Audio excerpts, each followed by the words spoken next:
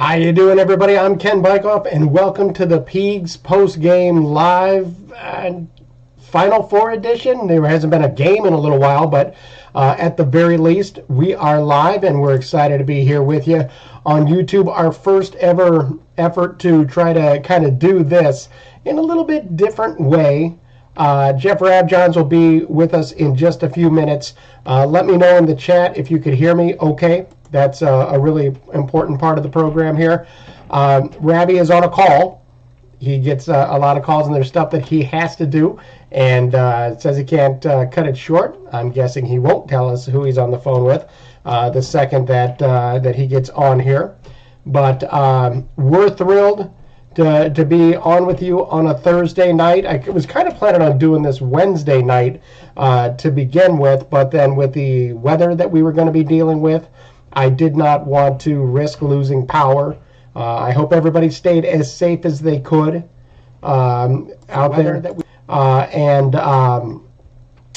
the good news, I suppose, is that at least in the Bloomington area, we were pretty safe. I know at my house, I had a tree fall on my deck and my shed, so I'll be getting a new deck and a new shed this summer. That happened Sunday. So I've been dealing with some things, but I'm here to talk about basketball, football, Hoosiers, Darian DeVries, everything that goes along with it, and I want to hear from you. 812-393-2600 is the number. Looking forward to hearing from you. Want to hear your thoughts on this program and the way that it's developing. I will start with this much, at least for me, is I like the way it's coming together. You know, Darian DeVries, I think, has come in and has not rushed things, and I think that is a really important part of things. You don't want to be somebody who's just trying to bring in anybody who can be there. You want the right guys, and it helps that you have some of the assistant coaches have been announced. Drew Adams was announced a few days ago. Nick Norton was announced as an assistant coach just a couple of hours ago. He was with DeVries at the Indiana High School basketball state finals, so it wasn't a surprise that he was there, but they finally announced him, and so the Hoosiers are coming together. It has been a heck of a couple of weeks, to say the least, for Indiana basketball. It is something that is exciting. I'm very excited to see how the program is going to come together. Was it the hire that the big splashy name that people thought it was going to be? I don't believe that that's really where we're at.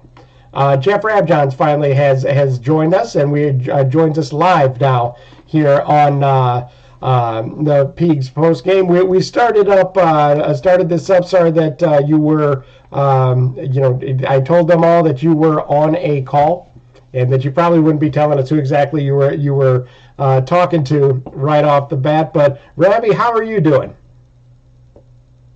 You're on mute, bud. You're on mute. There we go. There we go. That is better. Yes. See, I need to go to the Ken Bykoff School of Podcasting and just be better about the technology. That's what I need. No, the problem is love portal season, but neither one of them stopped ringing. Neither one of them stopped ringing. But it's a fun time of year. Obviously, high interest for IU fans because we're all getting to watch together the rebuild of the Indiana basketball roster. But anyway, we can go into whatever you want, fire off with questions or however you want to go. Well, let's go ahead and just start with just the whole, how the past couple of weeks have gone. Your impressions of the job that Darian DeVries has done since being announced, since his press conference. One of the things that I was just talking about before you hopped on was how I've been impressed with the fact that they are building the program but not hurrying. with anything. They certainly want this to build right, and it isn't a matter of, okay, we have a whole flurry of information that's going to come out. It seems that they're being deliberate about it. Yeah, I think several things stand out to me. We had a chance, Peegs.com had a chance to sit there and go down and visit with Coach DeVries and talk to him for a while there in his office. And several things stood out. One of which was we talked about the roster rebuild, and he mentioned how they want to be intentional about it. They don't want to grab guys just to grab guys. They're not, in his words, collecting talent. They're trying to put together a team. And I think that's a really good thing. It does mean commitments may happen a little slower than might make the fan base happy. But I don't think they need to be chasing optics right now. I understand there's a lot of anxiety in Hoosier Nation. I get that. But this is about putting together a basketball team. So the fact that he's going to be intentional about it, I think is good. Talking with him about specific characteristics that he wants for the players was pretty interesting. It was funny because I asked him, I said, okay, by the way, they're going to go 13 scholarships if they can. They're not going to go 15 because one of the reasons is if you go more than 13, there's deductions to your revenue sharing. They don't want to do that. Their aim is 15. Or I'm sorry, their aim is 13 scholarships. So we were talking about, I said, okay, let's go through some skills that you want. And he kind of went through, point guard, post players, wings and forwards. I said, how many guys do you want on your team who can shoot threes? And he looked at me like I just asked him, have you ever heard of baloney? And he said, ideally, all of them. I said, okay. So certainly shooting is going to be a big priority for Indiana. And obviously his son Tucker brings significant shooting, very good shooter, Drake, really good. The 8 games he was healthy for West Virginia. Connor Enright, the point guard, was over 40% on catch and shoot threes before he had his shoulder injury. So that's pretty interesting. Some of the other guys that they're looking at in the portal, and we can get into some of the names that we've already discussed if you'd like. But shooting is something that that is definitely going to be a priority. So that's something that I think is interesting. And then he also mentioned, he kind of went back to the point about it's not a collection of players, and he said they have to fit together. Right. It's a team that has to play basketball. It's not individuals doing individual things. And obviously there were times over the last 2 years that maybe there were some people who had individual skills or reportedly had individual skills or maybe previously had shown some individual skills. And, the pieces, there's a little bit of land of misfit toys on the roster last year. Playing 2 true post players at the same time who needed the same real estate. We kind of looked at it and was like, that doesn't really fit, if you will. Right. So I think the fact that he's aiming for fits is something that's going to benefit Indiana too moving forward. Well, let's talk about those pieces fitting together, because this is actually something that we've seen in now it's getting to be distant past, but Tom Crean's early years, I forget the first year, his roster building over those first, 4 seasons 2, 3, and 4, you saw pieces that really came together and fit well together. And that's how you ended up with Christian Watford and Jordan Hulls and Derek Elston and Cody Zeller and all those guys that fit together really well. You got the movement recruits that Yogi Ferrell, and then after that point, I felt like Crean stopped putting the puzzle pieces together and fell more in love with just talent and we'll figure out how to get these guys to play together.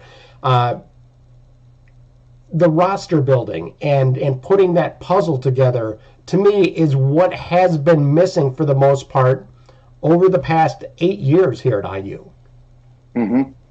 Yeah, it certainly has. And you look at like Romeo Langford's year. Romeo Langford played incredibly well as an individual. Right. He was 3rd in the country among freshman scorers in Power 4 conferences.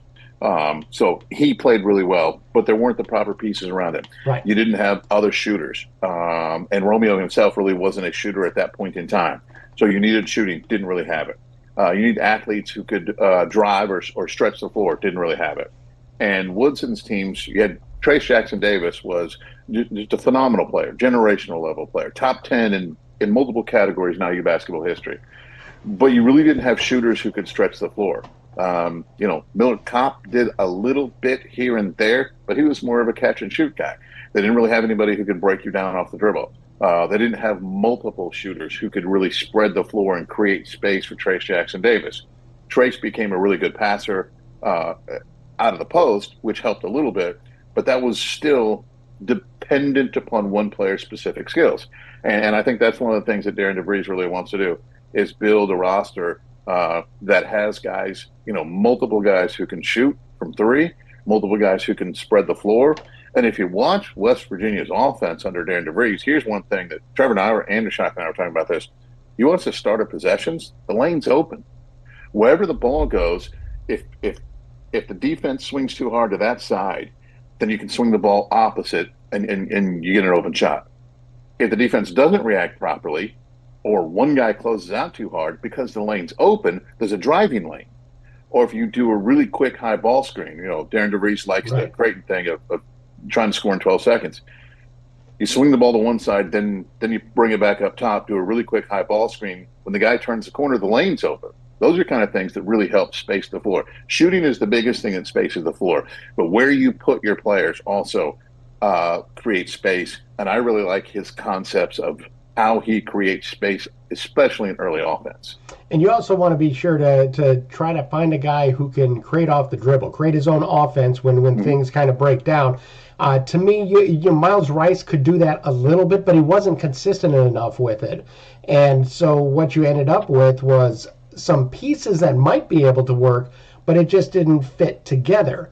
With DeVries, at each of his stops, he's used to building a roster and getting the most out of guys, but also making sure he had a group of guys that could play together well.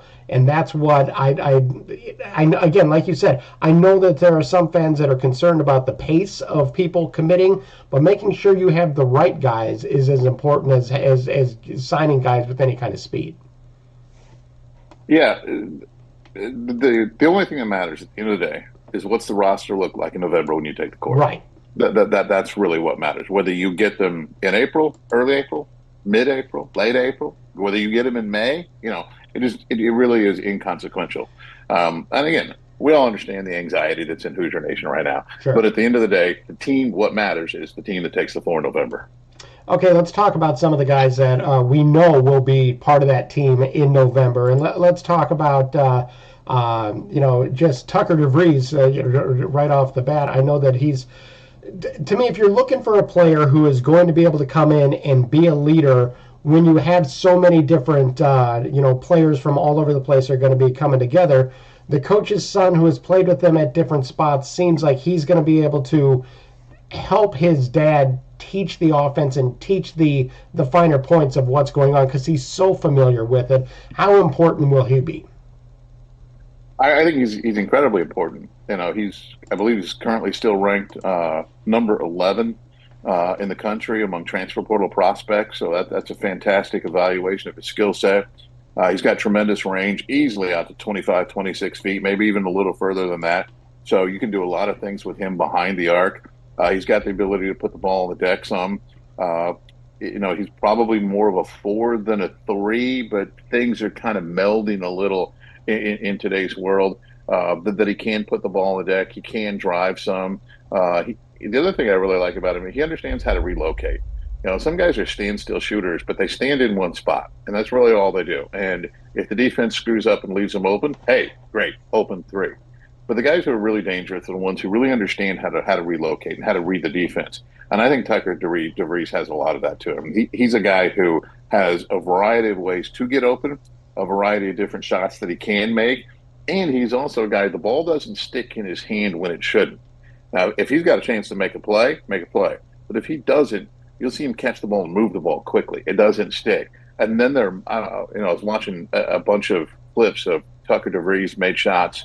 There were a number of times the ball hit his hands, then he made a pass, then later in the possession he gets it back.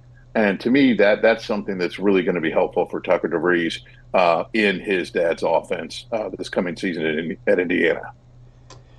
812-393-2600 is the number. Lines are open. We're taking your calls, so please, calls. We want to hear from you.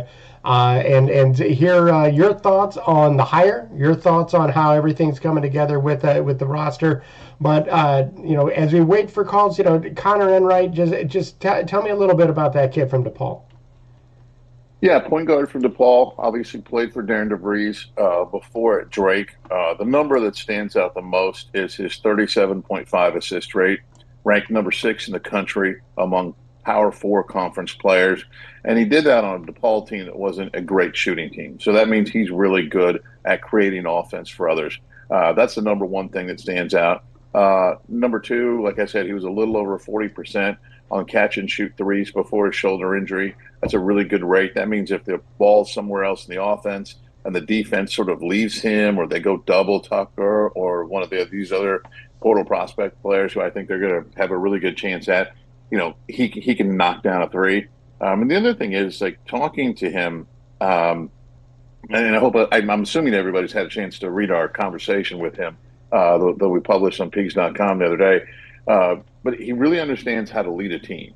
And there's a difference between being best player and being leader. Sometimes your best player is your leader, but not always. You really need a leader out there who can really get everything set up. And I think his ability to run Darian DeVries' offense, run it really well, get the ball where it needs to go, get the ball where it needs to go quickly. I think those are the things that are really going to help him be a really solid player for the Hoosiers.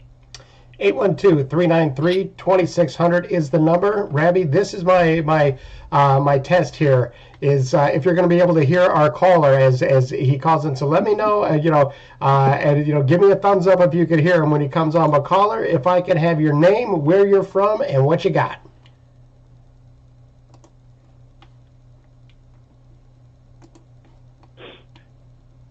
Caller, are you there?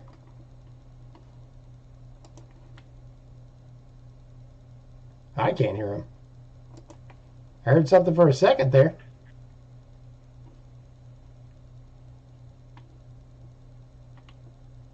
Caller at the 704 number, are you there? No. Hello? Yeah, I can hear you. Hello? Yeah, I can hear you, all right. Can you hear me?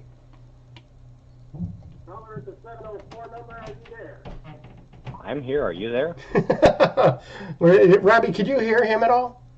I could not, no. Okay, I think he's not hearing me on the live. Yes, I can hear you. Go ahead and he's going to be on a little bit of a delay here. Not through my phone, but through the internet. But first of all, I want to thank Jeff and the crew at Peegs.com, because they do an incredible job of covering IU basketball.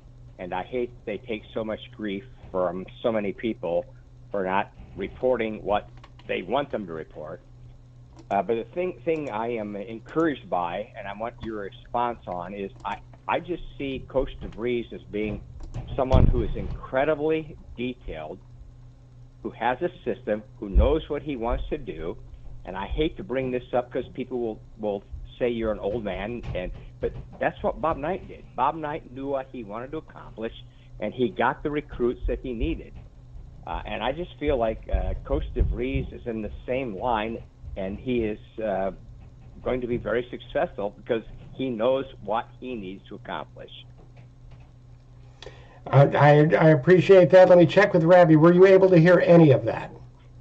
I wasn't. If you can give me a Cliff Notes version. Hey, first off, he wanted to let you know that you guys do a great job, and he's sorry that you got that you guys get the grief that you get sometimes along the way. So there's that. And he also said that he likes that Darian DeVries knows what he wants and what kind of what he wants his program to look like, and he's going about it the right way when it comes to the same way that Bob Knight did, that he likes that process along the way. Gotcha. I appreciate the compliment. Well, your thoughts on that, kind of that comparison of building a roster and knowing where you want a program to go. Well, I think it's the number one thing you have to have is a vision. What do you want it to look like? Okay, you got to start there. There's no guarantees that you get there, but you have to have a vision. Scott Dolson even said it during the press conference when they introduced Darian DeVries. He said, "We want Indiana basketball to have an identity."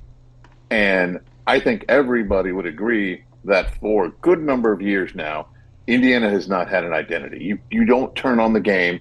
If you took names off the jerseys and said who is that playing, you really wouldn't know. Other than maybe IU playing two bigs, but as far as style of play, there really was an identity. So I think that's good. But it has to happen. So I'm going to wait, a couple years here and see, how does the vision, turn out. But I do like the fact that there's a clear vision and a clear plan. And it was interesting sitting in DeVries' office talking with him. It reminded me of sitting in Kurt Cignetti's office right after he was hired, talking to him. Now, that is not a comparison of what successes will look like or not. Okay. All I'm discussing there is sitting in somebody's office and asking them a bunch of questions. And there's a clear vision. And one thing, and you know this, you've done this a long time. When you have a chance to sit down and talk with somebody for, 30, 40, 45 minutes or whatever, if they answer questions with specifics, they really have an idea of what they want to do. If it's a lot of generalities and cliches, you kind of wonder. Sitting there talking with Darian DeVries, every question I asked or that Trevor Andershock asked was answered with very specific things. Style of play, what they want certain positions to look like, what they want specific skills to be, what they want to do with this or that. So I think when you get specifics, when you ask questions, I think that's a very encouraging sign. Absolutely, and that is when you have coaches that aren't going to talk around it. That means that they are a confident guy, and that they believe in what they're doing, and they don't believe that they have to prove anything to anybody because they've been successful and it's already worked for them. And to me, that's a big part of the equation. I always felt that Archie, Archie was odd because we didn't get to know him. I feel as well as some of the other coaches. He was. I don't know. I just my interactions with him weren't bad, but it was just different than what I've seen elsewhere. But just knowing when you ask a guy a question, he's able to give you an immediate answer, and he's very clear, and he's not talking in coach speak and all that. It does make a huge difference, no question. We have a question here on the chat. Donald asks, will Calvert Chaney, Jordan Halls, and maybe Dane Fife come back to assistant coach with DeVries? Your thoughts on that? As of right now, my guess would be no. The offices at Cook Hall have been cleaned out. That was not a head coaching decision. That was more of an institutional decision to allow a new coach to have a clean slate, if you will. He's going to hire who he wants to hire. Obviously, he's already brought in his own strength and conditioning coach. He's got 2 assistants already hired. 3 more coming. I would say right now, I don't expect that. Things can change, but right now, I'm going to lean on the phrase I used even before Woody was officially out, that the chance for a hard reset for Indiana basketball is still pretty likely. Yeah, and let's talk about that a little bit, because that clean slate part of it, I think is interesting and needed, because you haven't had like a clean slate start, normal transition, really. I mean, top to bottom, the transition from Crean to Archie Miller was a little bit better, I feel, than some of the other ones. But the Bob Knight transition to Mike Davis was a mess. The Davis to Kelvin Sampson came with a lot of different baggage. The Sampson to Crean transition was a mess. And then you had the Crean to Archie. Transition. Even that involved a lot of players being there and a lot of guys that played different styles and all that. Same thing kind of happened with Woodson, to where you had those holdovers, and that's not unusual. But now we're talking about a program that the roster is kind of been cleaned out, even all the way down to trainers and things of that nature. Obviously, Tim Carl's not coming back, and we're not going to, it isn't retained. That's just all part of Dr. Rink retiring and everything. It is a true hard reset, and how much of a benefit can that be for Darian DeVries as he gets this thing going? Well, I hope everybody knows this, but just for clarity, Doc Ring, Tim Garl, medical people like that, those were not the decisions of a new head coach. Okay? I think everybody's aware, but just to make sure that everybody understands that, that was not the decision of a new head coach. As far as like the clean slate, it gives somebody an opportunity to say, okay, here's how I want this thing to look. This thing, meaning the program, the structure of it, and the infrastructure of it. And certainly IU has a glorious history. And if you want certain people who are in college basketball to return and be a part, that's great. There's absolutely nothing wrong with that. But there's also nothing wrong with hiring a new CEO, which is what basketball and football coaches are in today's world, in addition to being coaches and recruiters. There's nothing wrong with telling the CEO, it's your company, build it how you want. Right. And then we're going to judge you on the results. And that's totally fair. But I do think sometimes programs that have great history get a little caught up in nostalgia. And, we've seen that at other places. That's not IU specific. Georgetown did it with Patrick Ewing. St. John's did it with Chris Mullen. Years ago, Houston did it with Clyde Drexler. There are times people get caught up in nostalgia because if you were a great program and you have great memories, sometimes you like seeing those people come back and be part of the program. Right. And there's nothing wrong with those feelings. There's nothing wrong with those emotions. But it's often dangerous to make too many modern-day decisions just based on nostalgia. And that's where I think allowing a reset to occur is a reasonable way to go. It's no guarantee of success or it's no guarantee of non-success, but it is a reasonable way to say, okay, we're going to hire a new CEO. We're going to let the new CEO build this thing the way he wants. We have a question actually on the Peegs message board that they're asking. So maybe we could ask a question on the thread. It says, if you could compare what IU basketball will look like under D-Rock, what's the current program what current program is IU going to look like? I think in the ideal world, something like Creighton. That's probably the one that comes to mind the quickest. In part, he was there. He learned under Dana Altman when Dana was there.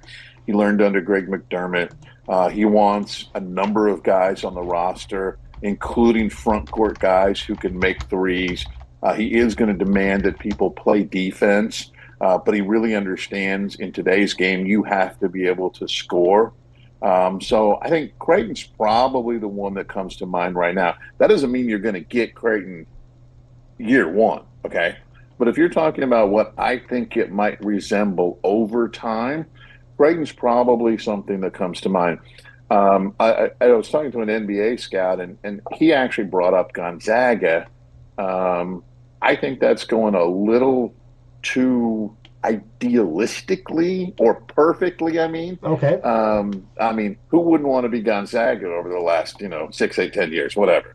I don't know that there's some things that Few does that are a little different than some of the Creighton models, but there are similarities. But Creighton's, that's a really good question. Whoever asked that's a good question. Creighton's the one that probably comes to mind for me. And before people panic and think, oh my God, Indiana and Creighton in the same sentence, Creighton's been a damn good program for a very long time under Dana Altman and Greg McDermott.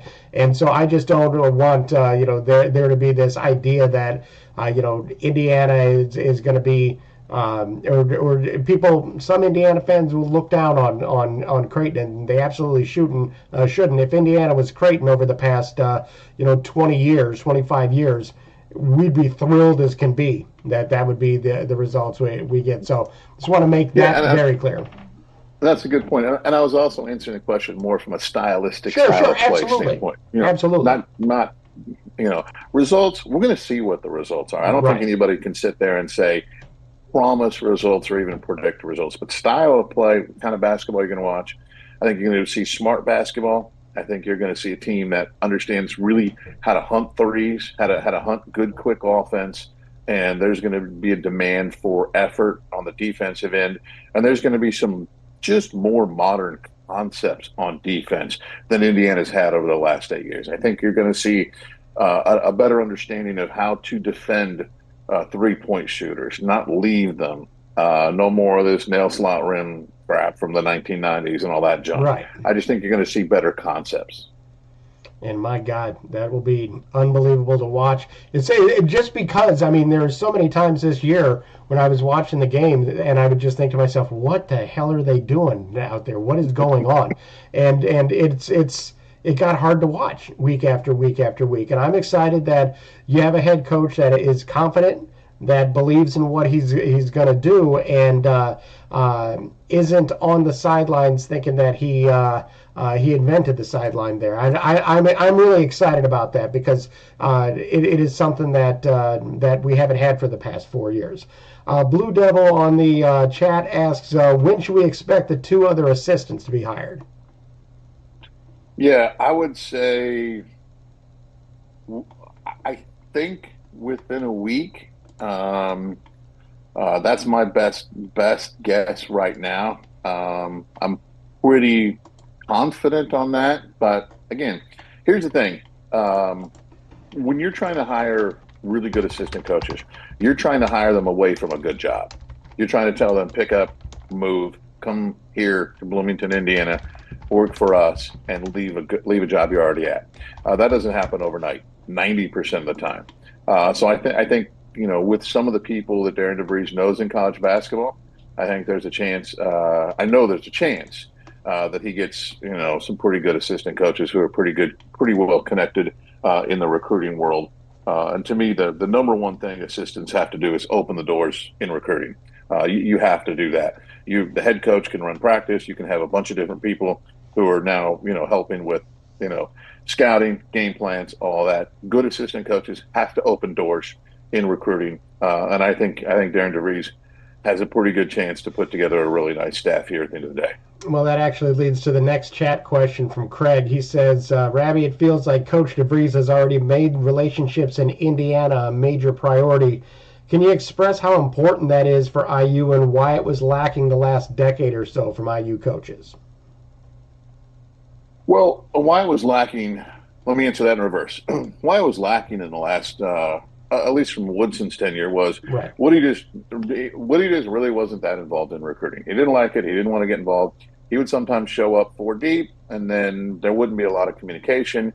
And that's just the way it was. Archie tried. He did well at times. He got Trace Jackson Davis, got Romeo Langford. Galloway and Leal, I think, were going to go play for Indiana if Indiana wanted them, regardless if you and me were coaching. Right. But our Archie did work at it, but he just never really built, real relationships. And here's a couple of things that Darian DeVries has already done. I was at the Indiana High School Basketball State Finals, and there was a guy who was pretty meaningful in state, came up to me and said, Rabbi, man, he's like, I got a call from Coach DeVries the other day. And I was like, oh, okay, cool. And that means what exactly? And I was like, right. Why are you telling me this? And he's like, Woody never called me back in 4 years. Never once heard from Mike Woodson. I said, okay, well, that's certainly good for Coach DeVries. And obviously, Darian DeVries went to the Indiana High School Basketball State Finals. That's a good thing. Just show up, be seen, and that sends the message. I'm the IU coach. Right. I'm paying attention to Indiana High School basketball. Whether there's a guy out there on the floor that they decide to recruit or not, whether they get involved with Des Briscoe, the stud from Crispus Attucks, or whoever, Jason Gardner Jr., the outstanding sophomore, whether they get involved with him or not. A guy being the head coach of Indiana, week 1 on the job, showing up to the Indiana High School State Finals is a visual that tells everybody, I'm paying attention to your kids. I'm going to come see them. Very smart move. And then just the other night, Trent Sisley's playing in the Chipotle Nationals up at Hamilton Southeastern, and Darian DeVries goes up there with the 2 assistants who are on staff now, Drew Adams and Nick Norton. He shows up for his kid. And obviously everybody knows there was an issue with Liam McNeely, Liam Sines. Right. Where's the head coach from Indiana? Well, now we're seeing that Indiana has a head coach who's going to show up. I think it's really important. And he's reached out to a number of people. So relationships aren't going to be built in a week, but just the fact that he's reaching out to people and showing up in the state of Indiana is a good first step, again, if nothing else, for the visual that Indiana has a head coach who's gonna frickin' show up to key things in the state of Indiana. Very good move by Darian DeVries. What I always wondered about Woody was if it was a matter of him kind of not changing with the times in terms of what you need to do to recruit players in 2025 or 2021, where that this whole span that he's been here. Because I know a lot of times when it was Bob Knight that was recruiting, it was the assistants that got everything, and then Knight finished things off. And it always felt like there was kind of that same approach by Woody, but recruiting has changed, and there's so much more that goes into it now than maybe once was. That doesn't let him off the hook, because I know he had people who were telling him, hey, you got to do this, hey, you got to do this, hey, you got to do this, and he didn't want to listen to them. The fact that nobody's telling Darian DeVries how to recruit because he's been doing it for years, I think, is not half the battle, but Jesus, it's better than what we've seen. Yeah, it certainly is. And, there were some people who, and I know you brought this up when you and I were talking one time about, maybe Woody watched Knight do it, in Knight's heyday and thought it was more of a come to me. Well, Bob Knight was the premier coach in college basketball for damn near 3 decades. Right. He won 3 national championships. He had other teams that were phenomenal that maybe went to a Final Four, or maybe, there was an injury and they lost in the Elite Eight or whatever. But Bob Knight was clearly an elite coach for roughly 3 decades. And when you have multiple banners up, yeah, you can play the closer role. And also, Knight went to things like the Indiana Basketball Coaches Association clinics and spoke a number of times. Mm-hmm. Everybody knew Bob Knight. And Knight also, he invited all kinds of people to practices for years, high school coaches, whatever. So many people felt welcomed at IU basketball. They felt like they knew Knight. Even if they didn't really know him, they felt a little bit of some kind of connection. I got to go to a Knight practice, or Knight came and spoke at the clinic I was at, those kind of things. Woody came in from the NBA. Nobody knows him. He doesn't know anybody. And he was distant from people. And there were a lot of people who were like, I can't send my kid there because I don't even know the guy. Right. I don't know what he's about. And it wasn't that they specifically distrusted or disliked. There was no relationship. And when there's no relationship, if you're a high school coach or an AAU coach or whatever, and you're in charge of helping direct a really talented player, you're not going to send him to somebody you don't know at all. You're not. Right. I mean, that's one of the reasons Tom Izzo has done pretty well in the state of Indiana for a number of years now. He comes down here more than the public realizes. And there are times afterwards he'll take a high school coaching staff out to dinner or something. I mean, he doesn't have to do that now because he's Tom Izzo. I'm talking about the Tom Izzo that was really starting to get it going. Sure. But he made sure to build relationships and talk to people and spend time with people. And I remember seeing him in some open gyms in the fall, and I'm like, Coach, what you doing here? And he's like, I'm spending the day in Indiana, so I'm trying to hit 3 schools. Great thing. I saw him in one gym one time.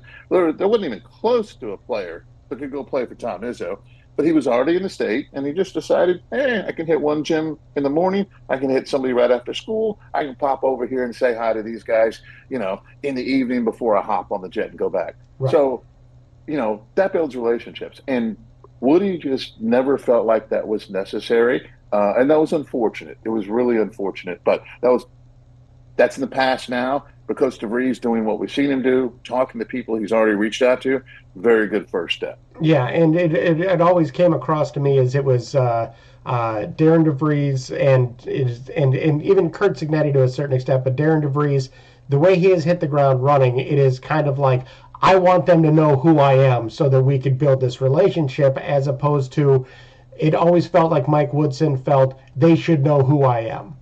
And that difference in wanting to make sure that you touch base and you get to know that person as opposed to assuming they already know you, I think changes that dynamic a little bit. Another question from the Peegs message board right now. Do you expect any high school additions to this class outside? And first off, let's start here. Start with just Trent Sisley and what you've seen from him. Mm-hmm. Yeah, Trent Sisley, originally from Heritage Hills High School down in Southern Indiana, spent his senior year at Montverde Academy, one of the national prep school powerhouses. He had a tremendous senior year, averaged in double figures for a team that I think finished with 4 or 5 guys averaging between like 8 points and 13 points. So he was a productive player offensively. He was their second leading rebounder going to the Chipotle Nationals. So he showed that he could rebound against really legit athletes. And when I say legit athletes, you're watching the Chipotle Nationals and the games that I watched opening night and in the quarterfinals, every single front court player who is a senior is going to a high major program. That's the level of competition that Trent Sisley played every night, not once a season, not once a month. That's every night. So he was very productive. He developed in practice. They basically run the Montverde program and some of the other prep school programs like Lalamere up in LaPorte, Indiana, and others. They run them like college programs. You have class, then you eat, then okay, it's weight training or it's practices and then skills. It is operated in a college program type mentality. He really developed his shooting as well. He shot around 41% from 3-point range. Not a huge sample size, but as a 6'7", 6'8" forward who is being tasked with defending post players a lot and also a lot of rebounding, for him to be able to improve his shooting, I think that's a very good sign. I think that's something that's going to come as Sisley develops a little more in college. But I see Trent Sisley as a really good addition. He's ranked, top 70 in the country, very deserving of that. But his senior year at Montverde accelerated his development as a player. That really sped things up for him. So I think he plays a little bit here and there as a freshman, but instead of starting his freshman year needing to take 6, 7 steps, I think he's only got to take 2 or 3 to be a guy who starts getting more meaningful minutes. So, and he projects as a 4-year player. If you get a kid out of one of these prep schools who projects as a 4-year player, you have somebody with accelerated development and you have somebody who's got a chance to be a contributor sooner than normal and can be an impact player sooner than normal. And how about the question about adding high school players? I think it's possible. And I know that's going to sound like a really terrible answer, but here's the reason. They got to figure out the portal stuff first. Right. So if you get, let's say, you get 9 guys out of the portal who you really like, or maybe 10. Let's say 10. Trent Sisley would be your 11.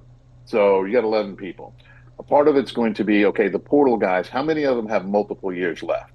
Because that's one thing DeVries wants to do, is try to get to the point to where you're not portal dependent every spring, every year. So how many guys do you have that maybe have 2 or 3 years left? If it's a whole bunch of guys who have 1 year left, maybe you can only take 1 or 2 high school guys. If some of the portal guys have 2 or 3 years left, then maybe you could add a couple high school kids. So right now, I'm going to leave it at possible for high school additions. But there are some guys out there, in my opinion, who, if IU gets what it wants in the portal, I think there's a chance they have another slot, maybe 2, for high school kids. And I think there's a chance there is another high school addition. 2 might be a little too many right now, but I think there's a good chance there could be another one. Yeah, I kind of agree with that. And also, when it comes to recruiting high school kids, those relationships have to be built, a couple years back. And so there's more of an opportunity for class of 26 maybe to have some of that as well. Derby on the chat asks, what will other coaches who are recruiting IU players in the portal think of the lack of hustle and in some cases sheer laziness? Will that affect their recruitability? This is looking back a little bit, but it's an interesting question because of the fact that it's the idea that you're always making tape, no matter what. Anytime you're on the court, you're making tape. What do you think that some of the other coaches who are looking at tape at guys that played last year might see in terms of some of the not great effort we saw, or some of the loafing? Yeah, I think with some coaches who really study tape, or some coaches who have staffs that really study tape, I think that's going to have an impact. I think there are some guys who may end up making less in NIL next year than they made this past year at Indiana. There's also this, however. There are some head coaches who just don't spend, in my opinion, the proper amount of time studying tape. They look at highlights and go, oh, man, I want that. Right. Shiny new object. Give me shiny new object. And there's also some coaches who, and assistant coaches will tell you this all the time, The guys on your team, you see all their warts. The guys on other teams, if you just watch highlights, you think everybody who's not on your team is better than everybody who's on your team. And sometimes people get over recruited. Like there was one guy who a couple days ago went to a school where I don't think he's going to play very much. But his people put together this great tape and they convinced people, oh, there's 20 schools after him. There was like 4 or 5 schools interested. Yeah.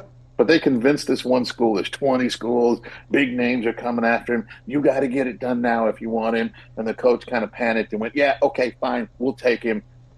Gave him probably twice the NIL he's worth, but there was a little bit of a panic there. So sometimes coaches do panic and take guys. So it's really program specific, but I do think there are a couple of guys who played at IU last year who unfortunately I think their contract, well, we're not supposed to call it a contract.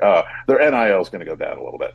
Hunter Perea is who you just described right there, by the way. I mean, that was a guy that had his amazing highlight tape, but just the highlight tapes are great. They're highlights for a reason.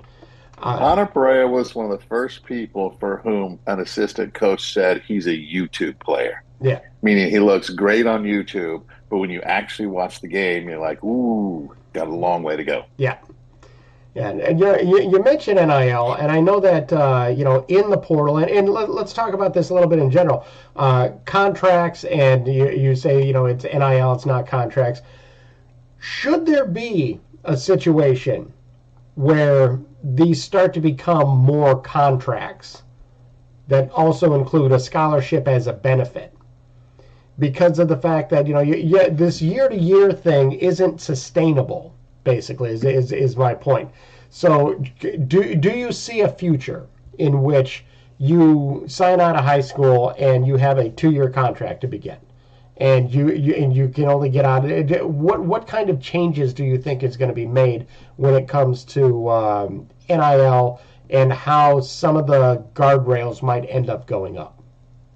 I'm 100% in favor of contracts. I've been 100% in favor of contracts for a long time for these reasons.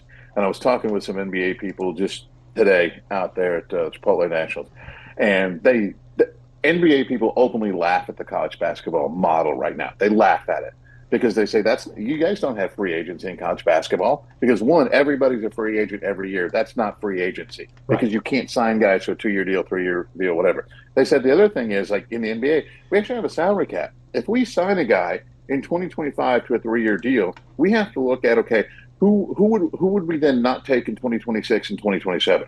We actually have to build a roster with looking forward. College programs could just get a bunch of boosters together and go, hey, you got $20 million. Go buy a bunch of dudes. Buy a bunch of dudes, go to the Final Four, and then $20 million is gone, and all the dudes are gone, and you start over. And do you have another $20 million? Or maybe you only got 10. Right. It's one, it's not free agency. 2, it's not actually a salary cap structure of any kind. I'm in favor of contracts. 1, it would eliminate everybody being a free agent every year. You come out of high school, you sign a 2-year deal or a 3-year deal, or if you want to sign a 4-year deal, sign a 4-year deal. Or you come out of the portal after your freshman year. Somebody's willing to give you a 2-year deal, you sign the 2-year deal. If you leave before your deal is up, you have to sit. No exceptions. No exceptions other than for serious family situations or coaching changes. Right. But as far as just player personnel making the decision, I want to go look at the open market. No, you got a 2-year deal. And the college players, for years, you heard these people saying they make money, they should be treated like pros. Okay, then let's treat them like pros. Mm-hmm. Pros sign contracts. If a guy signs a 3-year deal with the Indiana Pacers and after the first year, his role isn't exactly what he wants, well, too bad, get better. You have signed a contract. Contracts would fix a lot of problems. They would eliminate everybody being a free agent every year. They would allow you actually to build a roster moving forward with a number of years. And they would reduce some of the tampering. Because if I'm coaching Indiana and I got Ken Bykoff signed to a 3-year deal, other schools aren't going to try to get you to go in the portal because they know you'd have to sit for a year. So it's like it would create more roster stability, and it would just create better balance of putting together rosters year to year. I'm 100% in favor of contracts, 100%. We have another question about Luke Goody and getting his redshirt application approved and a return to IU. Your thoughts on that? Yeah, the process is underway. The way it works is you initially have to apply for a red shirt. There are no guarantees. Even like if somebody says at the beginning of the year the plan is to redshirt, on paper you have to apply for it once your season ends. So he's applying for a redshirt from the season when he only played 10 games at Illinois. The issue is this: he played 10 games after he came back and played after he was hurt. So you can't make the argument that the injury ended his season. But he's going to go ahead and apply for the waiver. If it gets denied, his family's plan is to get a lawyer and fight and either win the legal fight, or maybe the NCAA, which has been getting crushed in court case after court case, maybe it goes, you know what? We don't want another legal fight for one kid on one team. All right, we'll grant the appeal and let it go. But that's where it is right now. But there is no guarantee. This is not like a traditional situation where you were hurt early in the year, missed the rest of the year, and everybody knows it's going to get rubber stamped. This is probably an uphill battle at this point in time. At least the waiver process with the NCAA, it's been described to me as an uphill battle. Then they're going to, if they get denied, then they're going to go to the legal fight and go from there. But if he does, people have asked this as well. If he does get a fifth year, it's all about a fifth year at Indiana. He's not looking to go in the portal. He wants another year at Indiana. Going to try the call-in section again. I don't know that you're going to be able to hear this, Rabby, and I promise you this, folks who are watching, we'll get this figured out. This is, the whole part of taking calls and having Rabby on Zoom and all that. We're going to get this figured out, but for right now, caller, I'm going to go to you, and you're going to hear me say it in a second. I think that there's probably going to be a little bit of a delay. We had just picked up another caller here, so this will be interesting. Caller, if I can have your name, where you're from, and what you got.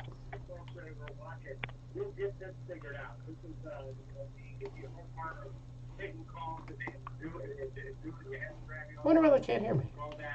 We're going to get this figured out, but for right now, caller, I'm going to go to you, and you're going to hear me say it in a second. I think this is probably going to give them a bit of a delay. We had just picked up another caller.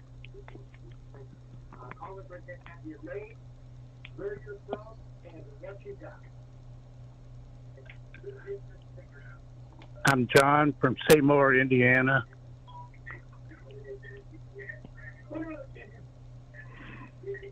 Go ahead, John.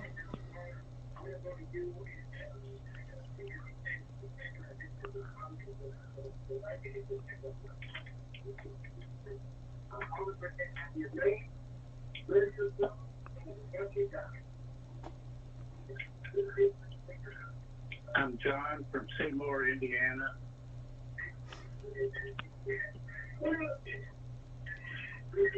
Go ahead, John. Okay, you answered,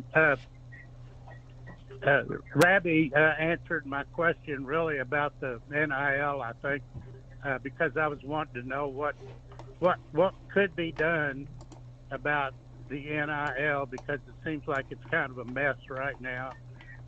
But I do just have kind of a silly question. I'm an old guy. I'm about 78 years old, and I remember when Bob Knight came to Indiana, and a lot of people thought they went from the hurrying Hoosiers to the defensive-minded Hoosiers. And I remember Fred Taylor saying that Bobby Knight will cut a swath through the Big Ten, and I think Fred Taylor was right about that.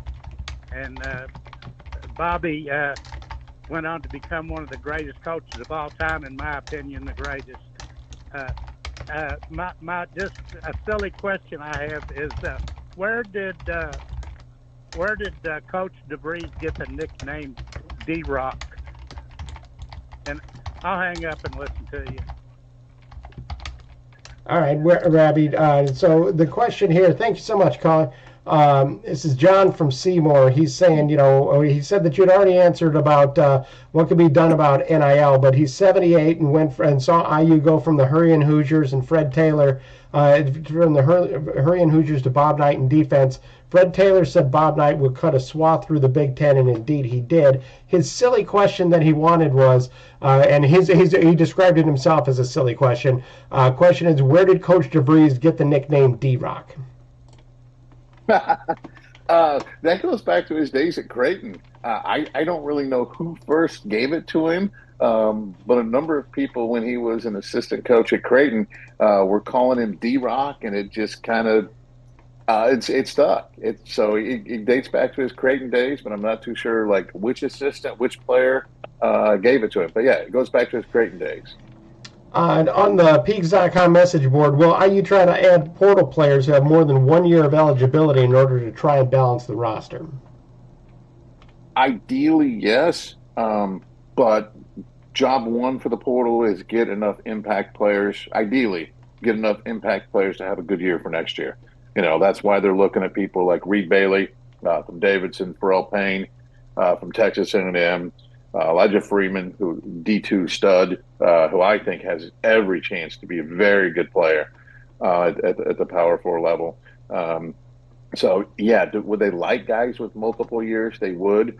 But year one, sometimes you got to do what you got to do to try to be competitive in year one. Another question is, do you think the first player or two will be harder to get due to uncertainty of how the roster will look, whereas if we had 5 or 6, it'll be easier to see a vision of the roster? I mean, basically he's asking, how difficult is it to be the first guy to say yes? Yeah, I think that's fair because early on, you have to see a vision of something that doesn't tangibly exist. Connor Enright saw the vision because he played for Darian DeVries before. But yeah, I think it's a little tougher. That's why I think they're in a fight for Josh Dix, the outstanding shooter from Iowa. There's several schools involved there. Dix wants to make a decision here in the next day or two, but I believe he's truly torn based upon people I talked to tonight. Tonight being Thursday night. But yeah, it's a little bit tougher when you are starting from scratch and when you got to convince the first few guys to come in. Yeah, I think it's a very fair way to look at it. And we got another caller who's been very patient on this. So again, this is not the smoothest situation, and it'll get fixed. But caller, if I could have your name, where you're from, what you got from a 678 number.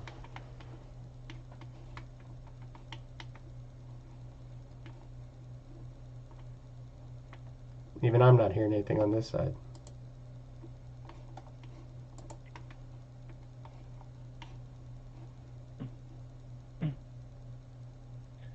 This is Kent from Atlanta, and my question for Ravi is, it's more of a general question. Go ahead, Kent. This is Kent from Atlanta.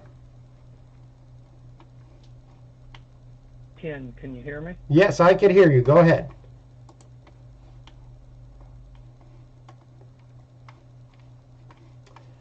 I don't think he's listening on YouTube. That's the issue here that we're having. So. All right, I'm going to go ahead and drop that call. I'm going to close out the call until we work that out, and we'll go ahead and reach out to Kent, who we actually know on already. Rabbi, so another question that we have from Donald on the chat is, I saw the headline about UConn. Half the players entered the portal. Didn't get a chance to read the details. Might any good players join IU's new roster, and who? I think he's asking specifically about UConn there, but that's a difficult thing. But let's talk instead about guys entering the portal. UConn obviously is a very successful program. Terry Morin for IU, a lot of players have entered the portal. Your thoughts on people so freely going into the portal that we see? I know for me personally, anything that gives the players options, I think is a positive. However, it is a little baffling to see how many people go into the portal. And I understand they're just exploring what might be out there, but it is just so easy to enter the portal and really create so many headaches throughout the college basketball world. Yeah, I think there are a couple different groups, several different groups of players here in the portal. There's the guys at lower levels who had really good season, want to level up. There's guys at the power 4 level, and I'm going to take coaching changes off the table. There's guys at the power 4 level who didn't exactly love the role, don't feel like they're going to have an opportunity to move up the depth chart. They feel like they need a fresh start somewhere else. There are people who are at schools where those schools either don't have great NIL or player A isn't getting the NIL he thinks he should get. And so he feels like he's going to go get the NIL he should get somewhere else. That's almost like an actual free agent situation. Right. You know, you play for the Indiana Pacers. They offer you $8 million a year. You think you're worth 12. They say nope. Final offer 8. You go to be a free agent. That's another group. And then there's also this group. And this is something that I think like most of the public like doesn't like to hear, but it's truth, so I'm gonna say it. There are people whose agents, uncles, family members, high school coaches, whatever, have heard from other schools saying, hey, you know, Bykoff's doing really well there at Big State U. And, you know, I know he's got 2 months left in his season, but man, if he enters the portal, we'd take him. We'd start him at the 2. We'd give him $800,000. You know, think about this opportunity. And there are players who have heard that from maybe 3, 4, 5 schools who are like, well, I'm not getting this from where I am. I know I got these 3 or 4 opportunities out there. I'm going the portal. So there are people who, you know, and I know everybody says, oh, that's tampering. It's illegal. On paper, yeah. Reality happens all the time. Right. There's one player who just recently picked a school that had been recruiting him since Christmas. Okay? These things happen. Not supposed to happen. Nobody likes him. I have no idea what the hell you're supposed to do to stop it when people have agents and everything else. It's just part of the new world right now. How you fix that, I don't know. But I'm just telling you, there are players who enter the portal who have been essentially told these 4 or 5 schools are serious about you and they're willing to double your salary or double your NIL. Are you willing to do this? And they go into the portal. So those are the main groups of people. Like, why do people go in the portal? And then there are some. I guess the 5th group would be the people who just get really, really, really bad advice.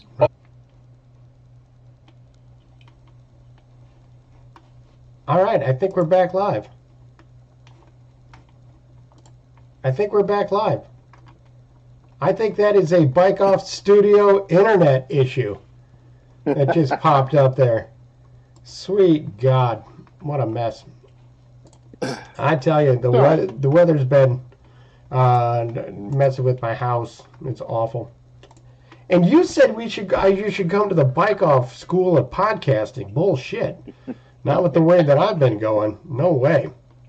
Well, you know, tornadoes, severe thunderstorms, power outages, those things do tend to cause problems. Let me ask you this about tampering. And I guess I would have to go back and check on the contracts of Archie Miller or anybody else. I haven't actually done it yet. But I noticed that in Darian DeVries' contract, his MOU that we got a chance to take a look at, there was a line in there about not being able to talk to another school while under contract without written notice. Is that something that's standard, or is that something that I've missed? I've been thinking about this lately because of the fact that so many guys, you know, they lose a tournament game on a Saturday. They introduce us a new head coach on Tuesday. Obviously, their agents have been talking to people in back channels. I'm not naive. I know how this works. But I don't know that I've noticed that contract information before. I just wanted to get your thoughts on that. I've seen it before for coaches' contracts. I've always wondered how enforceable it is and what exactly are you going to do about it, especially if somebody's represented by, you know, a fairly big agency or whatever who you as an institution are going to deal with again. are you going to get into a fight with a big agency? Right. I just don't think. I think that's put in there to try to create guardrails. I just don't know how real those are. Yeah, that's it's just so interesting to me that we live in a world of lies when it comes to college sports as it is. We get lied to by coaches every time they're in front of a microphone. There's coaches that'll tell you that they don't have an update about their star player who got injured in the first half. I haven't heard anything yet. Again, you're lying to us, and we just all accept it, and it's just all part of the equation. But that part I think is interesting. And when you have portal players that they have agents talking to them, coaches, it's happening with them as well. Like you said, I'm not sure how you enforce this or clean it up, but you've been covering recruiting for a long time. Portal obviously changes things, so does NIL. But do you feel like recruiting and the whole process has become cleaner over the year, or over the past couple of years because of this stuff, or is it just the normal dirty stuff that's just now being done out in the open? Yeah, I don't know. I'd have to think about it, but I don't know if cleaner is the word I would use. I think the payments to players are now they're above the table rather than under the table. Right. And that's really the biggest thing that happened. None of this stuff is new. It's just now allowed.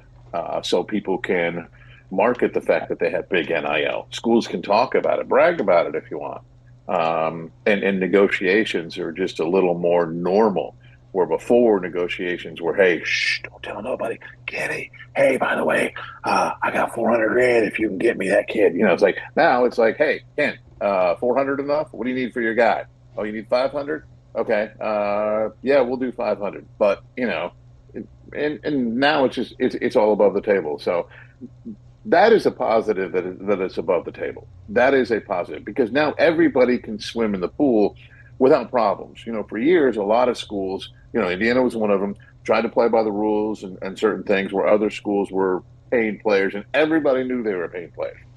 And now Indiana can say, hey, we got some serious boosters involved here.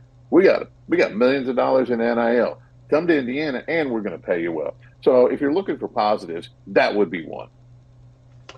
Well, it's an interesting world we live in, to say the least, and it's interesting times for Indiana basketball. Last question I'll have for you before I let you go. This is a program that has it is a proud tradition.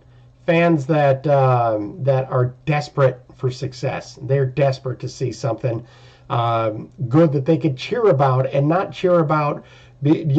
Despite other things. Think about the attitude of the fans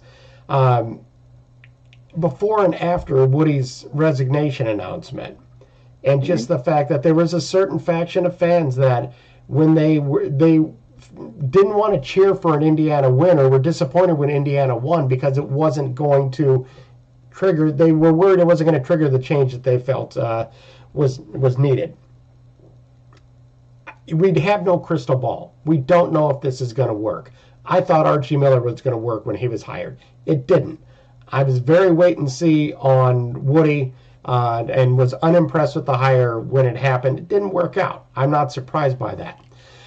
For this one, Indiana, I think a lot of fans, nobody was like, oh, Darian DeVries is going to be the guy that they expected.